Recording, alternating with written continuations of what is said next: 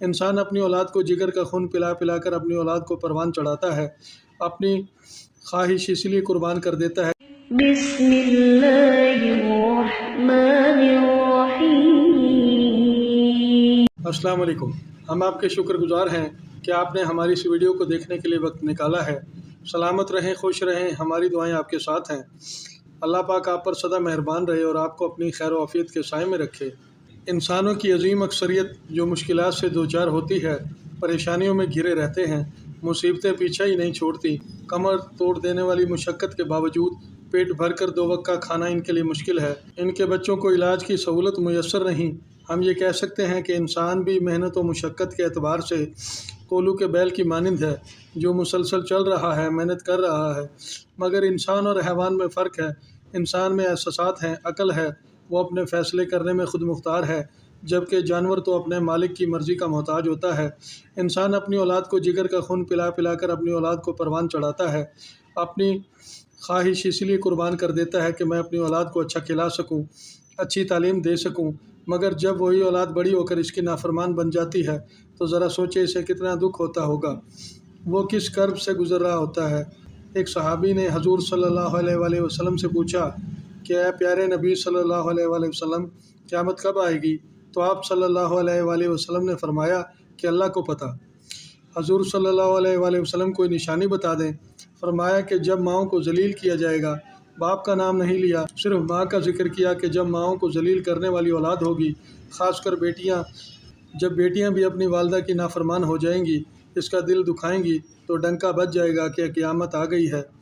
جس نے اپنے ماں باپ کو دکھ دیا، انہیں تکلیف پہنچائی، ان کو رلایا، ان پر اللہ کی لعنت، اس کے فرشتوں کی لعنت، اس زمین و آسمان کی لعنت، نہ اس کی نماز قبول ہوگی، نہ اس کا روزہ قبول ہوگا، اور نہ اس کا دیا ہوا صدقہ قبول ہے۔ آپ صلی اللہ علیہ وآلہ وسلم نے فرمایا کاش میرے والدین زندہ ہوتے، اگر نہیں تو ماں ہی ہوتی۔ ماں کو تو دیکھا ہے، باپ کو تو دیکھا ہی نہیں، پھر تم دیکھتے کہ میں اپنی ماں کی اطاعت کیسے کرتا۔ میں عشاء کی نماز کے لیے مصلی پر کھڑا ہوتا، فرض شروع کرتا اور سورۃ فاتحہ پڑھ رہا ہوتا، ادھر سے میری ماں پکارتی تو میں نماز توڑ دیتا، اپنی والدہ کی خدمت میں حاضر ہو جاتا۔ آدمی کتنی رقم خرچ کر کے حج کے لیے روانہ ہوتا ہے، سارے فرائض ادا کرتا ہے، وہاں جا کر دل جمی سے عبادت کرتا ہے، اور پھر بھی اس بات کی کوئی گارنٹی نہیں کہ حج قبول بھی ہے یا نہیں، یا عمرہ کرنے گئے ہیں، عمرہ قبول بھی ہوا ہے یا نہیں۔ اگر آپ اس نیت سے صبح اٹھتے ہیں کہ اپنے والدین کا چہرہ دیکھ لیں، ان کی خدمت میں حاضر ہو جائیں، خوش اخلاقی سے بات کریں، ان کی قدر و منزلت آپ کے دل میں موجود ہو، تو آپ کا یہ عمل ایک قبول حج ہے۔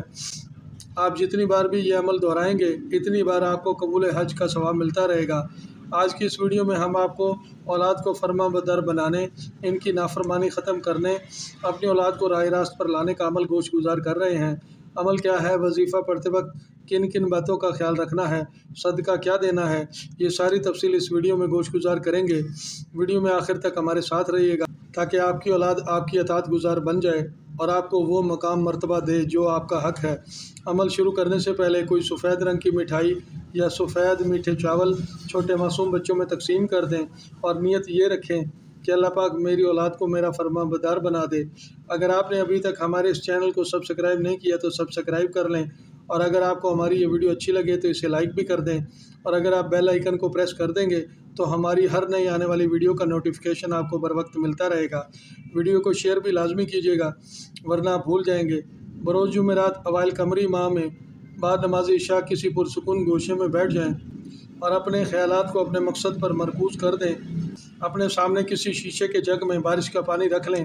اگر بارش کا پانی میسر نہ ہو تو فلٹر شدہ پیک بوتل کا پانی اس جگ میں ڈال دیں۔ اول آخر ایک ایک تسبیح، درود شریف اور 2099 بار اللہ پاک کا یہ مبارک نام یا رحمانو پڑھ کر اس پانی پر دم کریں۔ عمل کو پوری توجہ سے اور دل سے پڑھنا ہے، پڑھنے میں جلد بازی نہیں کرنی۔ یہ پانی سارا دن اپنی اولاد کو پلائیں، شام تک اس پانی کو ختم کر دینا ہے۔ دوسرے روز پھر اسی طرح وظیفے کو پڑھ کر پانی پر دم کرنا ہے۔ اس عمل کو مسلسل 7 دنوں تک پڑھنا ہے۔ یہ پانی اپنی اولاد کو پلاتے رہنا ہے۔ آپ کو عمل کے تیسرے دن سے ہی اولاد کے رویے میں فرق محسوس ہونا شروع ہو جائے گا۔ عمل مکمل ہوتے ہی آپ کی اولاد آپ کے کہنے میں آ جائے گی اور آپ کی ہر بات مانے گی، اور ضرور مانے گی۔ ہماری دعا ہے کہ اللہ پاک آپ کی اولاد کو آپ کا فرما بردار بنا دے۔ اور آپ کی اولاد آپ کے تابعدار ہو جائے اور آپ کی عزت کرے۔ آئندہ پھر کسی نئی ویڈیو کے ساتھ دوبارہ حاضر ہوں گے، دوبارہ آپ سے ملاقات ہوگی۔ اپنا خیال رکھیے گا۔ فی امان اللہ۔